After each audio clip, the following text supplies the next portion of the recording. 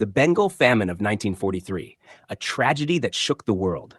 Imagine a land so fertile it was called the Rice Bowl of India. Now imagine that same land turning into a graveyard. Millions of skeletal figures lining the streets, children with bloated bellies crying for food, mothers watching helplessly as their babies slip away in their arms. This was Bengal in 1943, a place where not by drought, not by flood, but by policy and war, a famine unfolded that took the lives of an estimated 3 million people. Welcome to Sands of History, where we unravel the forgotten, the tragic, and the transformative moments that shaped our world. Don't forget to like, share, and subscribe to support our journey through the sands of time. And if you want to help us financially, check the links in the description below. Setting the scene, Bengal before the storm. Bengal, a region in eastern India, modern-day Bangladesh, and the Indian state of West Bengal, was once one of the richest parts of the British Empire. Known for its fertile plains, bustling ports, and vibrant culture, it was the economic jewel of colonial India. Its rivers nourished rice paddies and jute fields, its cities thrived on trade, and its people lived in the rhythms of the monsoon. But under the surface, Bengal was vulnerable. Land was concentrated in the hands of a few zamindars, landlords, while millions of sharecroppers and small farmers struggled on the brink of poverty. Add to this the heavy hand of British colonial policies, extracting wealth, taxing heavily, and often ignoring local needs, and you have a region teetering on the edge. By the early 1940s, the world was at war. World War II had transformed India into a critical supply base for the Allied war effort. Eastern India, close to Burma, now Myanmar, became a key military zone. But war doesn't just mean battlefields. It means disrupted trade, skyrocketing prices, and political chaos. The perfect storm, how the famine began.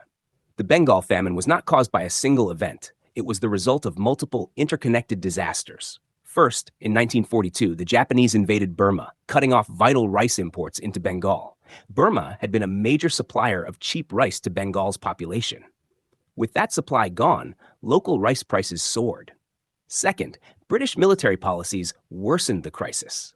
In what's now infamously known as the denial policy, the British colonial government, fearing a Japanese invasion of India, ordered the removal or destruction of boats, rice stocks, and transportation resources along Bengal's coastline. They didn't want the Japanese to use these supplies if they invaded, but in doing so, they crippled the local economy. Fishermen couldn't fish, farmers couldn't transport their grain, local trade collapsed. Third, hoarding and speculation sent prices spiraling out of control. Wealthy merchants and landowners, sensing profit, held back grain from the market, waiting for prices to rise. Poor peasants and urban workers, who lived hand to mouth, found themselves priced out of their basic food. To make matters worse, the British government in India, led by Viceroy Lord Linlithgow and later Lord Wavell, was slow to respond.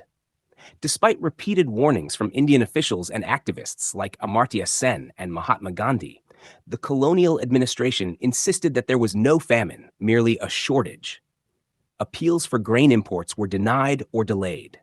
Churchill's wartime cabinet prioritized British stockpiles and the European front, dismissing Bengal's suffering.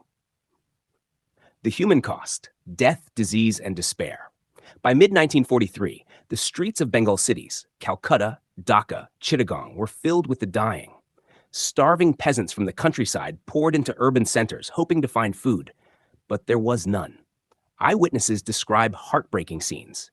Mothers lying beside dead infants, too weak to cry, children with hair turning reddish-brown from malnutrition, corpses littering railway stations, streets, and rivers, jackals and vultures feeding on the dead. Diseases followed quickly: cholera, dysentery, malaria, sweeping through weakened populations. Rural areas, cut off from aid, were especially hard hit. Villages emptied out, entire families vanished.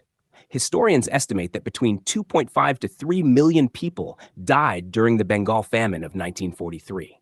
That's more than the population of some small countries, wiped out in less than a year. Blame and responsibility. Was it avoidable? One of the most haunting questions historians still debate is, was the Bengal famine preventable? Many argue it was.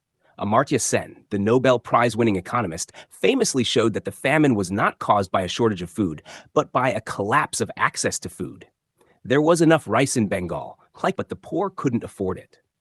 With no government price controls, no rationing, and no timely relief, the famine spiraled. The British government, and especially Winston Churchill's wartime cabinet, has come under severe criticism for its role. Churchill, famously dismissive of Indian suffering, allegedly remarked that Indians were breeding like rabbits and that the famine was their own fault. Shipments of grain were diverted to Europe, Australia, and stockpiles, while Bengal starved. Indian nationalists and activists tried to mobilize aid, but under colonial rule, their efforts were limited. The famine became one more bitter symbol of British imperial neglect. Global shockwaves: how the world reacted. News of the Bengal famine spread slowly at first.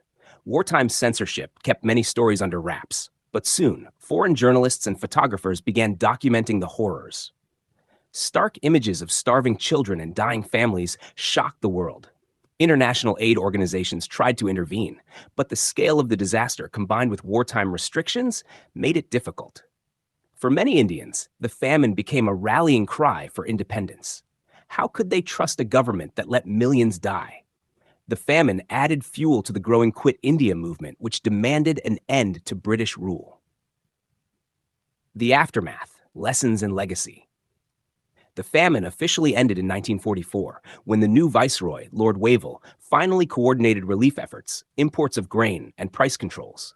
But by then, millions were dead, and countless more were scarred for life.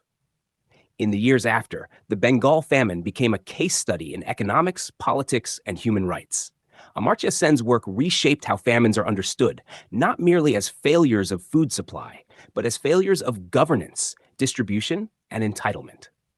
When India gained independence in 1947, one of the new government's major priorities was food security. Famines on the scale of Bengal's have not occurred in independent India, thanks to rationing systems, public distribution, and emergency relief mechanisms. But the scars remain.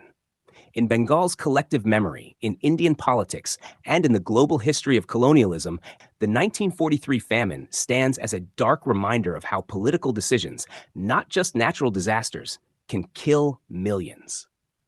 Conclusion: remembering Bengal. The Bengal famine of 1943 was one of the worst human-made disasters of the 20th century. It wasn't just a tragedy of hunger, it was a tragedy of policy, neglect, and indifference. As we explore these painful moments from history, we remind ourselves why memory matters, so that we do not repeat these mistakes. Thank you for joining us on Sands of History, where we uncover the forgotten stories that shaped our world. Like, share, and subscribe to support our journey. And if you'd like to help us financially, check the links in the description below. Your support keeps these important stories alive. Until next time, stay curious.